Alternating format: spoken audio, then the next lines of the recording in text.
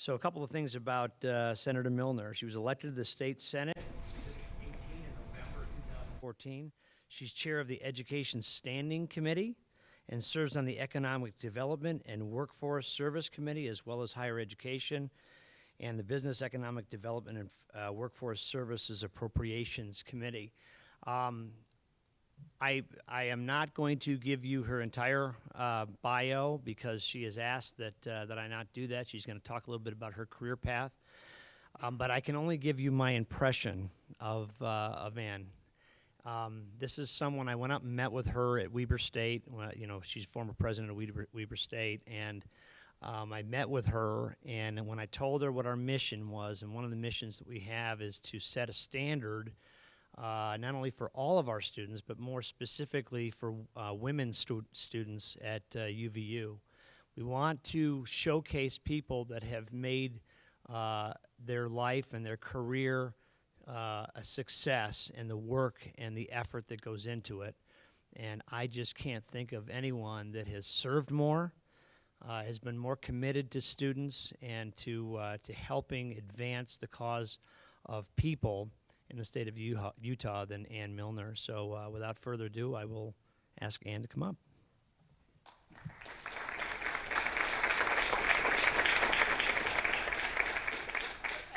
The lights are a bit of a problem, and I know some of you are really situated, but I'd really appreciate it if more of you would come forward.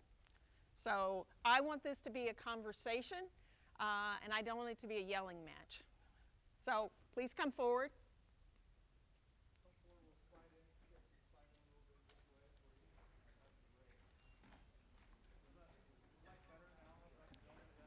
And can we take that really strong spotlight off? That would help.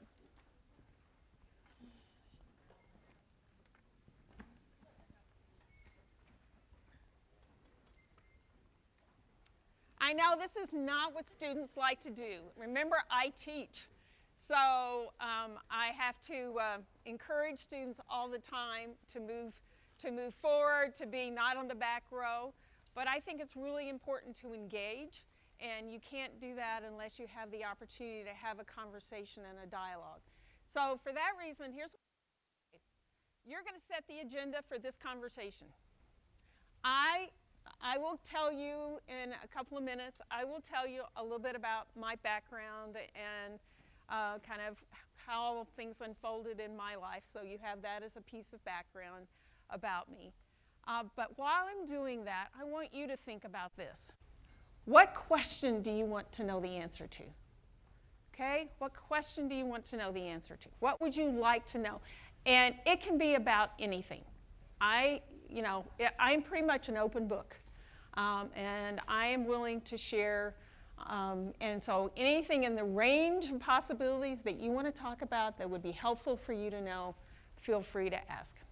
We'll build a little agenda, and then I'll try to work through as many of those items on that agenda based on your questions as I can. So let me tell you first a little bit about me. That way you can be thinking about a question, and you'll also have a little bit of background about Ann Millner that you'll know where things started. Let me just say that I always kind of step back, and people kind of think this is strange. But there are times when I am reflective, and I think about why am I where why have I had the opportunity to have the experiences that I've had? And, sometimes we start to think it's all about us. But it's not. It's about people who came before us in so many ways. And when I think about that, I have to go back and think about my grandparents. Now, my grandfather was the son of a minister in the hills of Appalachian, Kentucky. And they set up a school for the mountain children there. It was a Presbyterian school for the mountain children in the mountains of Kentucky because they had no access to school. And my grandmother, who was from Oklahoma, certainly not from Kentucky, and this is in the early 1900s, was a woman who evidently knew what she wanted to do because she went off to Colorado, she went to school, and she got her training in nutrition. And then she goes back to Oklahoma, and then she finds that there's this opportunity to go to this school in the Appalachian Mountains to be a dietitian for this school. And she goes. Now, at that time, she is leaving her home with her. She had 3 sisters. She's leaving her parents. She's leaving her sisters. She's headed off on a train, packed with 1 bag. And the last piece of that trip is on horseback over the mountain. They pick her up at the train station and they head over the mountain. And she goes to work at that school. My grandmother used to say, I felt like I was a pioneer. And you know, I like being a pioneer woman. Well, from there, she met my grandfather. They married. And that's where they settled down and they raised their family. Well, when my mother finished high school, and my mother was the oldest of the 3 children, at 16 she finished high school. And when she finished high school, they put my mother on a train again. They sent her to St. Louis, Missouri to go to school to get her education in medical technology. And when her sister came along 2 years later at 16, they put her on a train. They sent her to North Carolina to pursue her X-ray technology. And when their son came along 2 years later at 16, they sent him off to the University of Tennessee to pursue his degree. And he ended up going into the Navy. But there was this commitment to education. I mean, they were living in the mountains of Kentucky. They didn't have much in terms of resources. They kind of lived off the land. My grandfather had a job. The thing they saved for were their children's education. They made an investment in education, and that was first and foremost for them. They wanted the opportunity for their kids to live an even better life. They had that American dream. And not only did they just dream it, they did something about it. Now, today, you know, my guess is there are not too many parents that would think about sending their children, putting their children on a train, sending them across the country in the similar kinds of situations where the only contact you would have would be by mail. You can't even imagine that world. But that was their commitment to education. I would not be here if it weren't for that. And my parents then picked up that same tradition. My dad was first-generation college graduate. He came back after World War II. He had the GI Bill, and he went to school and finished his baccalaureate degree and went to work. They soon married after that. Then I was born. I cannot remember the time that my parents weren't talking to me about going on to college, about completing my degree. And here was my father's message, and I will never forget this. And at 16, you don't really remember a lot about what your parents tell you. You know, you kind of discount it, but I'll never forget this one.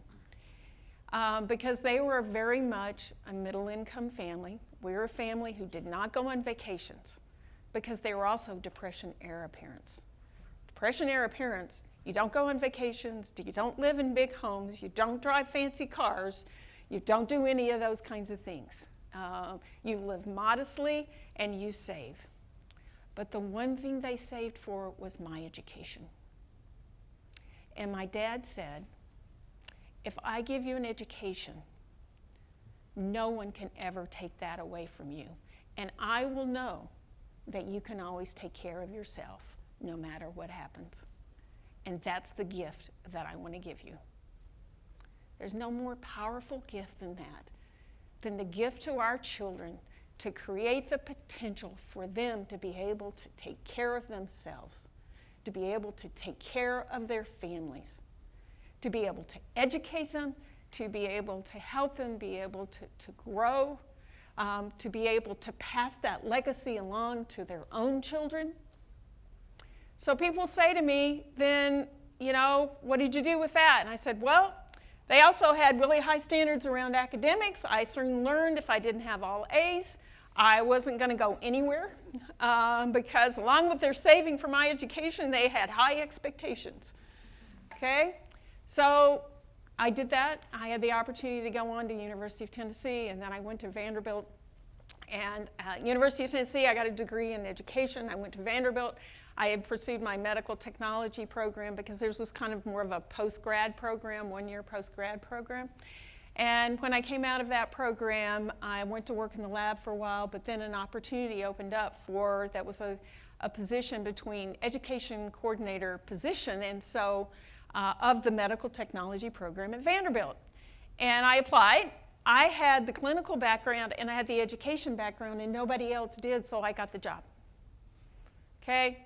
And from there, then I went to a non-traditional program at Thomas Jefferson University and the University of Pennsylvania. That was still a medical technology program, but it was for non-traditional students. So I learned about not only running traditional programs, but running non-traditional programs, being flexible and adaptable to meet the needs of adult learners. And then I had the chance, I went to Texas. I taught there for a while, and I also got my master's degree. And then I went to Weber State University in 1982. And people say, why did you go to Weber State University? I went because even at that time, they already had a national reputation for the quality of their health profession programs. And that was my background. And there I went, and I had the opportunity to work on outreach programs across the school. So we began, for example, with the health administration program, which I teach in today. So it's kind of interesting how circular some things are. But the health administration program, they were offing along the Wasatch Front, but there was this real need to take these programs out around the Intermountain West. And so we said, how are we going to do that? Well, when you did that in 1983, 84, 85, the way you did that was you got in the car and you traveled places. So we went to Wyoming, we went to Montana, we went to Washington State, we went to Nevada, we went all over the Intermountain West, southern Utah as well, and delivered that program through a combination of snail mail and on-site education. Well, today, we wouldn't even think about doing it in that same way, but it was that kind of, it's our responsibility to take education to people. And just because they can't always come to us, that doesn't mean we shouldn't be providing access. And maybe it means that we have to be a little inconvenienced to do that. We may have to travel. We may have to teach at night. We may have to teach on the weekend. We may have to do all kinds of things. But access to education is important.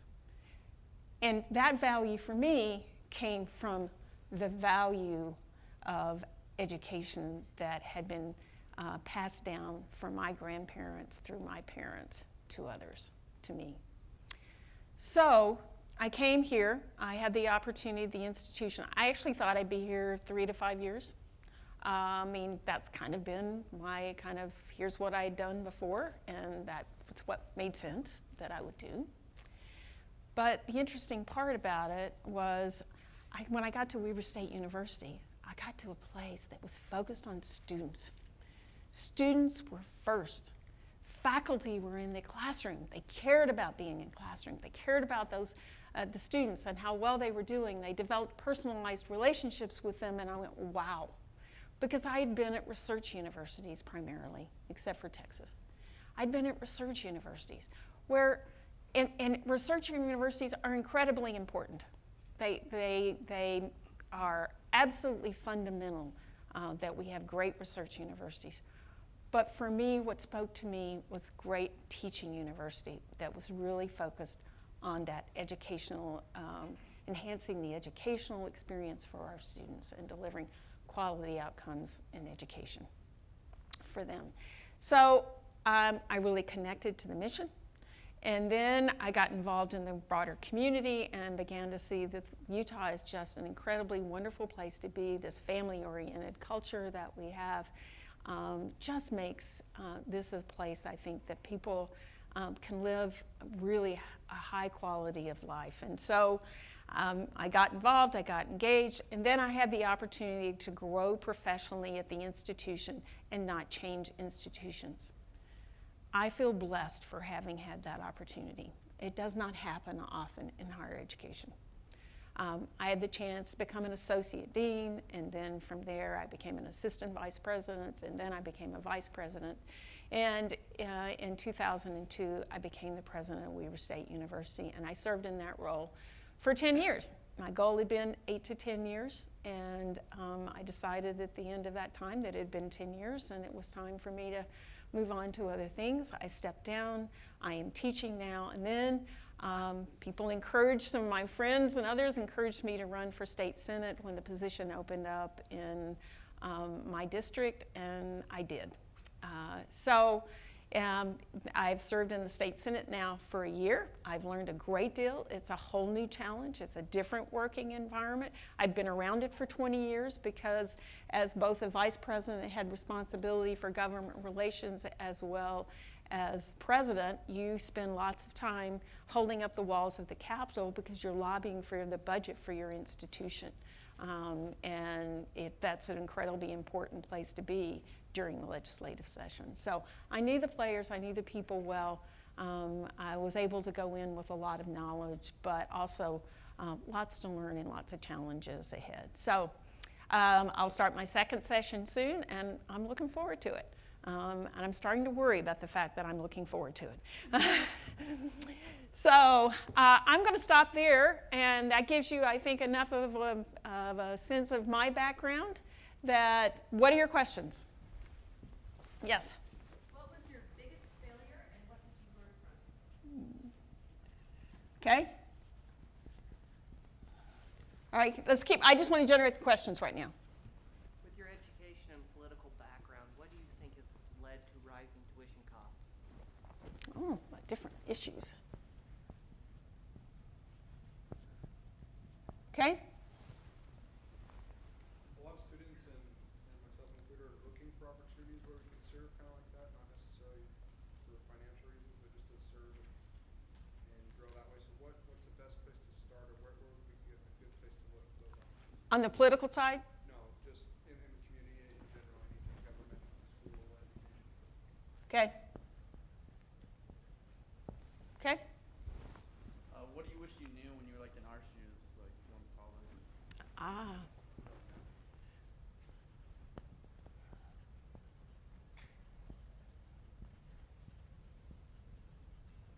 Okay, what else? Sorry. What motivated you to push through the hard times? Ah.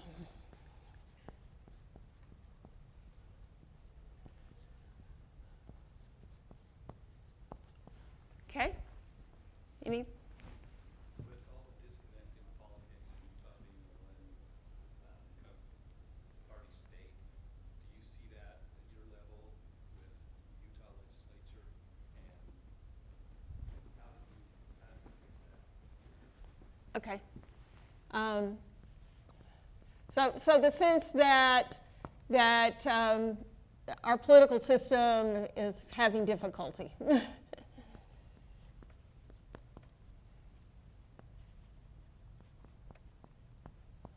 All right. What role do you think education should play in the economy? Somebody feed you that question, so.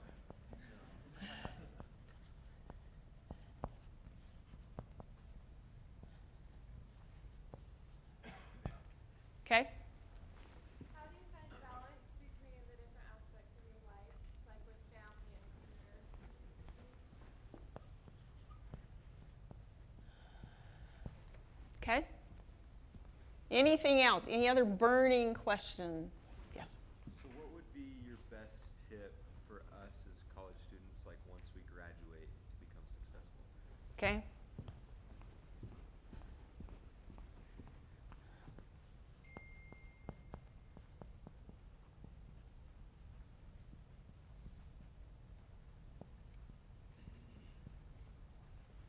All right. I am going to start, and I am going to leave a few minutes because I do want to leave you with one kind of message about roles in leadership, et cetera. So I am going to reserve just a few minutes at the end of this to talk about leadership. So I want to combine this kind of motivation for hard times, kind of failure, tips for success. Is that okay? Those things kind of seem to fit together in terms of thinking about how you do that. So tell me, some of you, what do you do when things get hard? What do you do? Just throw out a couple answers. You don't have to raise your hand, just throw out answers. Sleep. Okay? Go take a rest, let it sit for a while, maybe it'll work out. Okay? What else?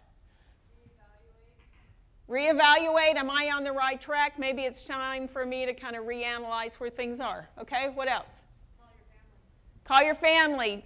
Check your support system. Talk to people that are out there that you value their advice and that can help you think through things and where you're going. Okay? What? Meditate. Okay. It's just kind of calming it all down and saying, how do I kind of manage the stress sometimes of the situation and find a way through? I try to list like the top 4 or 5 things that are stressing me out and then kind of tackling just one by one.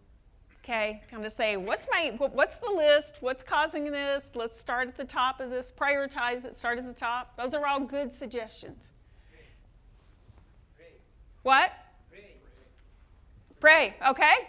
Get help, spiritual help. That will bring you kind of that ability to be able to call on a higher power that will help support you in this. Okay? So we all have what I call coping mechanisms that kind of help us get through the tough times. Let me talk a little bit about, for me, some things that I do. And you know, I have to tell you that, let's give you an example of, and this is what felt like a hard time to me, what might not feel so hard to you, I mean, because we know what happened at the end. When I decided to throw my hat in for the president of Weber State University, let me tell you a little bit about that time and place. There had never been a university president that was a woman at one of our public colleges and universities at the university level. Okay? There hadn't been anybody that had been in that role. At that point in time, I'm an internal candidate at Weber State University, and there had not been an internal candidate appointed by the Board of Regents as a president in 20 years in the system. That if you look at kind of the normal kind of career track for how people get to that role, it's usually through the academic side, and I wasn't on the academic side. I had continuing education, so it gave me a lot of academic experience, but I didn't come up through the academic VP, provost, dean kinds of roles to that. So I didn't come through the traditional side. Other than that, I had a lot going for me, okay?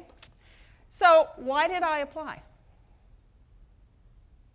Well, what I said is, I believe in Weber State University. I have a vision for where this institution, I think, should be going and could go. I really understand after 20 years what the strengths are of this institution. Now, I can choose not to take a risk. That is the easy path. Or I can choose to step out there and kind of put myself on the line. And that was a really difficult decision. Because in some ways, I also thought, and what if I'm not hired and I'm a vice president and I'm not hired, and a new president comes in and said, I don't know if I want another person that was competing for this job to stay in that role.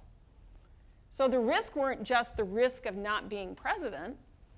The risk also felt like it could be a job risk. So one of the things I think it's really important that you're able to do is to say, I need to think through what's important to me. I need to understand my values. Because the hard times, the times that motivate you, the difficulties that you deal with, Start with really understanding your values and what order they're in. And that's sometimes the hard part. The second comes from saying, I need to be able to take some risk for things that are important. Things that are important to me, things that I think are important to other people.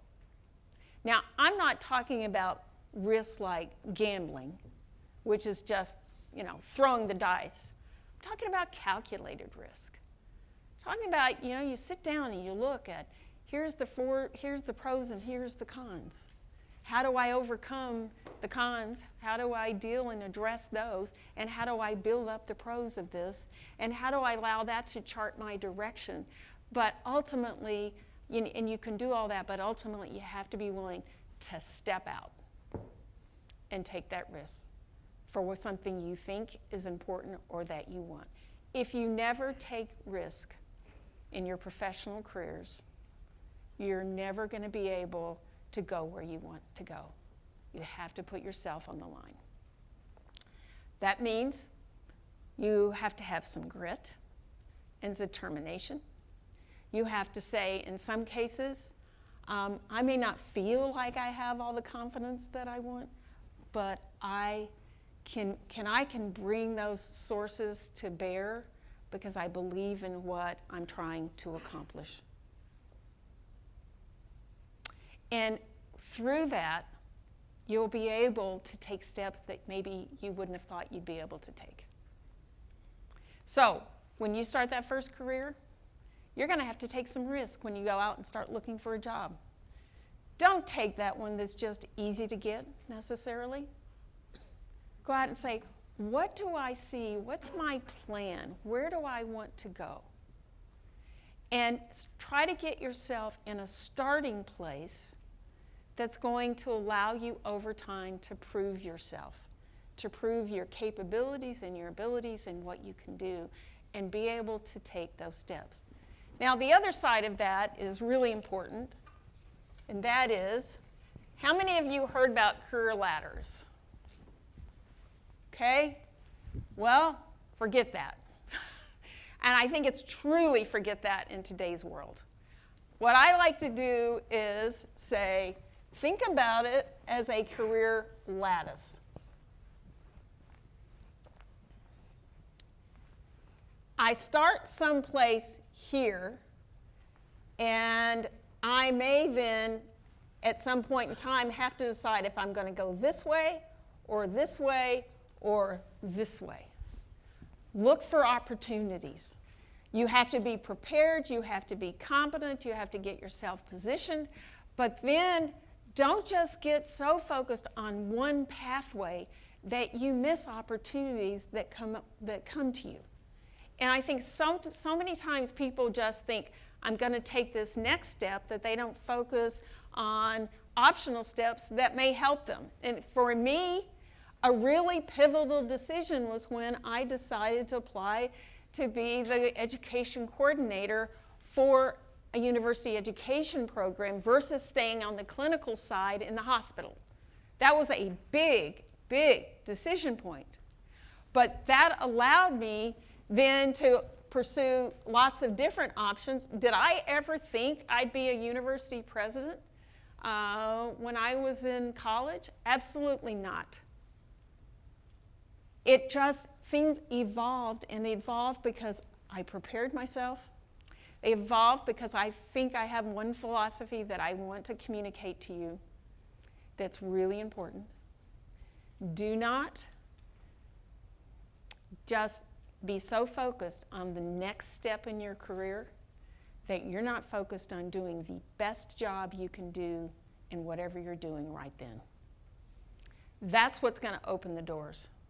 I have had so many people who were so focused on the conversation about how do I get to this next role that they weren't focused on doing the very best job in the role they were in. And I can't tell you, that has been the philosophy of my career, always. I want to focus on doing the very best job of what I'm doing right now. And if I do that, doors will open. And it's happened every time. because people know that you are competent, capable, and you will deliver. And at the end of the day, and you will do it with integrity. And that's what they want to know. So stay focused on delivering, finding the right start for you, being willing to take some risk. Maybe those risks are getting on an airplane and going someplace else for that first job. Hard to do sometimes, right? But maybe you need to get out of your comfort zone. I wouldn't change the experience of having lived in different places, having had a chance to understand them, get to know them, understand even the cultural differences in the U.S. That strengthened my base of experience and my ideas, and I think it's made me more valuable as a professional in my career because I could bring those insights to positions that I had. So, first step, find the right thing. Say, I might have to be someplace besides Utah, that I need to find the best step. Now, I know many people will end up coming back. That's okay. But maybe you got the preparation that allowed you to come back and have some opportunities that you wanted to have in the right way. How do you motivate yourself then through those things to do that? Just stay focused. Just stay focused on where am I trying to go here. I have a philosophy that says there's more than one way sometimes to get someplace. I call it options thinking. I'm always trying to think about, here's where I'd like to go. What are my options for how I might do that? Here's a problem I need to solve. What are some options that I have to solve it?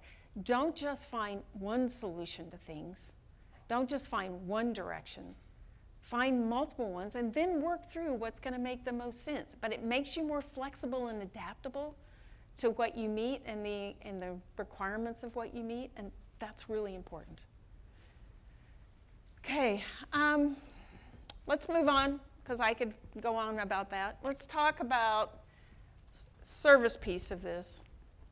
I think that it's really important that you not only think about your own professional development and your role as citizens. As a citizen is not just going to the ballot and voting. It's being engaged in your community and creating, being able to say communities are created by people in that community who believe that sense of community is important and that they need to be engaged. Find places that you have interest in. I don't care if that is in the arts, if that is in sports, if that's in youth programs, if that is feeding the poor, taking care of the homeless. It doesn't matter where that is.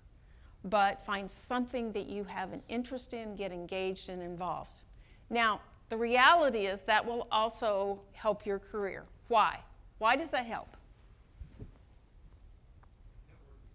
Network. You're creating networks there, okay?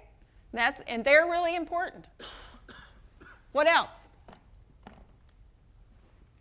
You talked about doing the best you can at what you're doing. If you're doing something that you love and you're doing the best you can at it, it's going to create opportunities for you to grow in what you love doing. Yeah, it's interesting. People see you actually making a real difference. They see your skills, your abilities to deliver, even in volunteer environments, in community-based organizations. You are getting experience, but you also have a chance to demonstrate to maybe some people that you would not normally have that opportunity to demonstrate to. Okay? You've opened up your options, haven't you? By getting engaged. Anything else?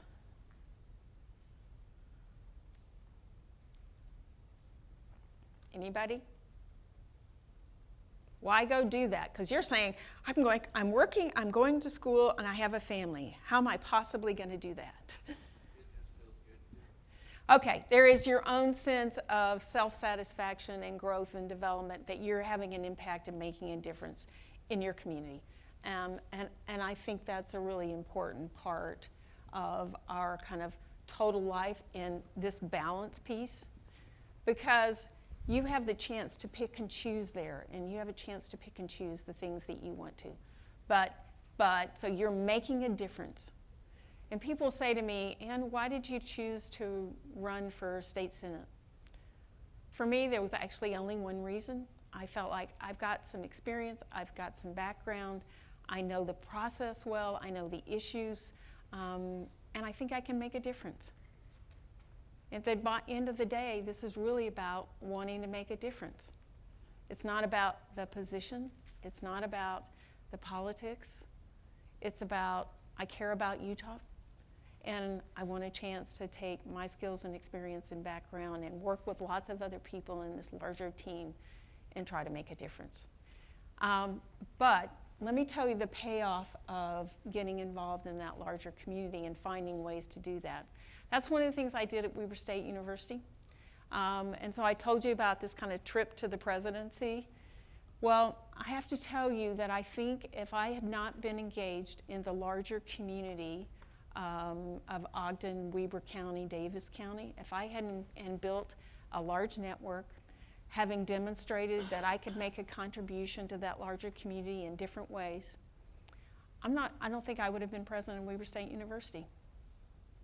You're going to say, well, that's really strange. I mean, you're coming up through the organization, you're demonstrating, your skills and abilities, et cetera, in the organization. But if you think about it, when you are in certain roles, you've got to have demonstrated the ability to work on lots of different kinds of projects with lots of different kinds of people and built a larger group of people who believe in your confidence and skills. And there were so many people who said, Ann, I think you ought to go for this role. So on that side of when I was making that tough decision, I had people encouraging me. That was really important. I also had people out there who knew people that were on the Board of Regents who were saying, we've seen Ann, we've seen what she can do, and we think you ought to hire her as president of Weber State University. Those voices made a difference.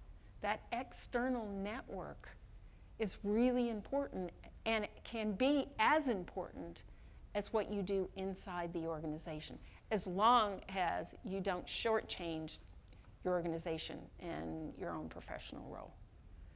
So just remember that broader engagement and involvement, critical and important, and can open doors maybe that you hadn't even dreamed of, if you do it and you do it well.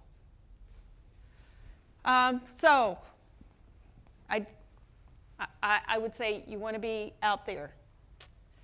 Now you're going to ask my biggest failure. That one's hard. I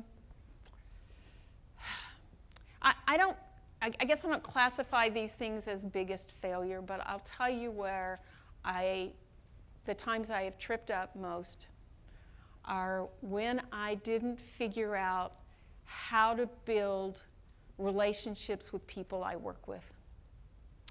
Particularly early on in my career, I would get really focused. I'd say, we need to do this. And I would turn my brain around, here's how we should do it. And it seemed really clear to me that here's the path, and here's what we should do.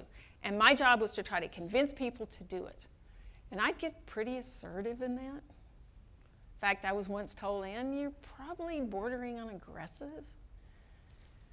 So I listened to that, and I listened to people say, you get work done through people. You've got to bring people with you. And this happened really early in my career, and I'm fortunate that it did. And I had some good mentors and sponsors who were willing to say, you need to listen to this feedback. So they would focus on, here's where you need to move to. You need to figure out how to bring people with you, build relationships, build coalitions, build teams. That was pivotal for me. And I will tell you, it will be pivotal for you. And the interesting part about working in those community-based organizations, it's a great way to learn those skills. Because There is no line authority in most organizations. It's lots of groups and volunteers and people who want to make things happen, and you've got to find a way to motivate them and to make them want to come with you and be dedicated to the purpose, that collective purpose, or you're not going to get there. So it's a great way to practice those skills. But just always think about, sometimes I have to bring people with me. I have to step back. It means I'm not going to go as fast as maybe I want to go, but I've got to bring people with me, because collectively it's going to be the people in the organization working together who get things done. And if they don't come with me, we're not going. It just won't happen. And I tripped on that early in my career. And if I were thinking today about one of the things that's made the most difference for me in terms of a skill that I've learned, it's learning to build relationships with everybody. I don't care who you are. Learning to build working relationships, no matter what the style is, finding ways that you can connect to that person, and sometimes you got to get creative about it. But inside the organization, outside the organization, and see them all as a part of your team. And I wish I had known that earlier. I wish I had understood that in very real ways. It would have helped me early in my career to know that. And now I'm going to give just a few minutes to politics and leave my last 5 minutes. Politics is, actually I'm very grateful to be in Utah. If I look at the federal system, I look at Congress, they can't even pass a budget. Okay? Not only necessarily just a balanced budget, they can't pass a budget. It's not like that in Utah. We go in session, 45 days. At the end of 45 days, we have a budget and it balances. We debate lots of legislation. There are over 1,000 bills that have been filed already this year. They won't all make it to the floor. They certainly won't all make it through the process. But there were over 500 that made it through the process last year. I think what I always feel about Utah is, we will have different value and views of the world, but ultimately it works. My fellow legislators, I had learned about even though I'd been around the Capitol for a long time, I want to tell you one fundamental piece that was a real shift for me. And I was used to kind of working inside organizations, and when you do planning and problem solving, you define problems, you bring data, and all these things your faculty have taught you. You bring data to those problems, you go out and look at best practice, you bring your group of people, you lay out options, you evaluate pros and cons, set criteria, and decide what you're going to do. Okay? Good problem solving, planning approaches. Get in the legislature, and on day one, you find that there are 10 different legislators that have filed an education bill about education governance, all with a different idea about where it should go, how it should go. So I took me a few days to get my head around that until I thought about this. How many of you read Meg Wheatley's book, The New Science of Leadership, besides Susan? Anybody else read that book? Go read it. It is, for me, the best description of the political process. It is about chaos theory and self-organizing systems. And that's what the legislature is.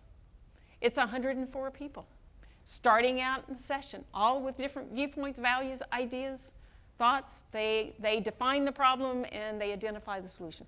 But through the process of the session, because people are really focused on what's good for the citizens of Utah, and yes, they're going to debate those values and those viewpoints in really strong and interesting ways, and I don't always agree with them, but it's based on their values and viewpoints and that of their constituents, and that's what the dialogue should be about.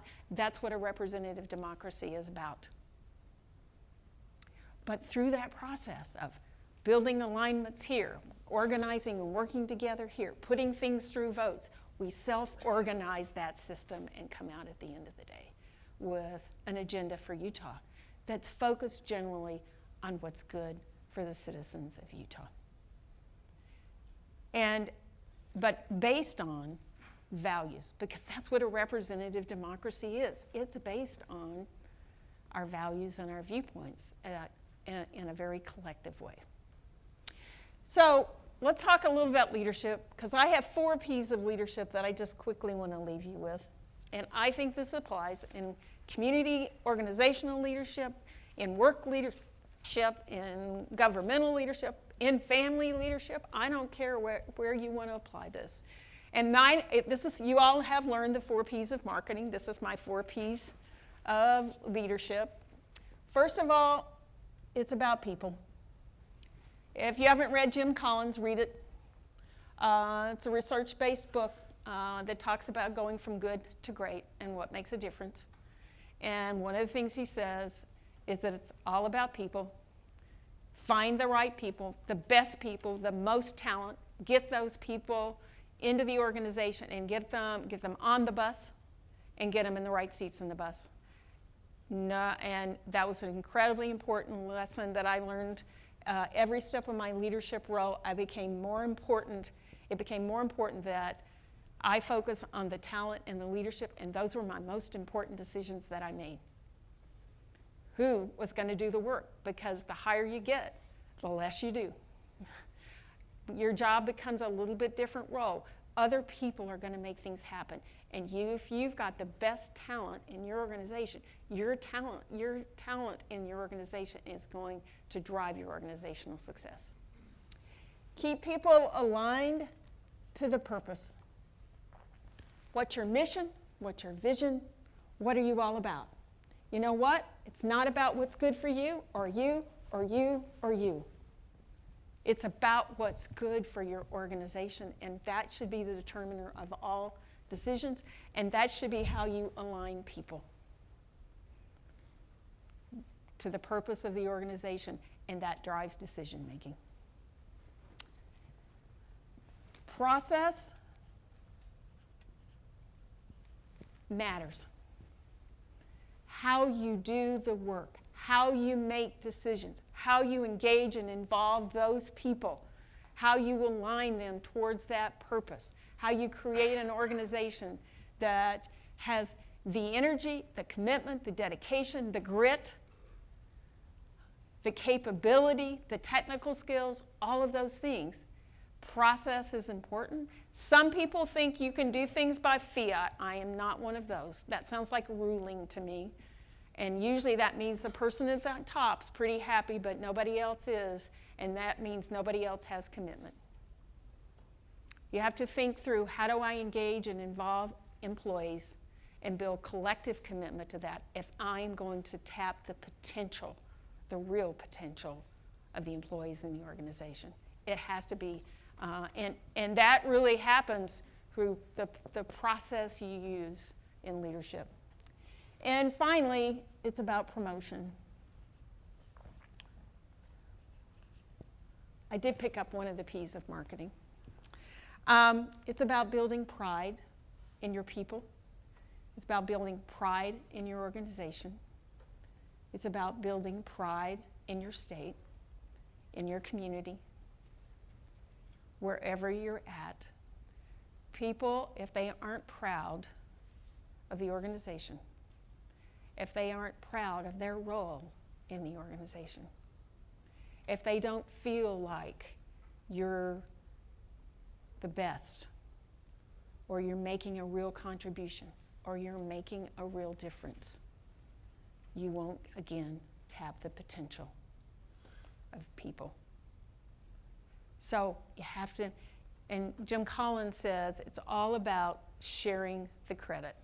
Of the level 5 leader, shares the credit, takes the blame, shares the credit.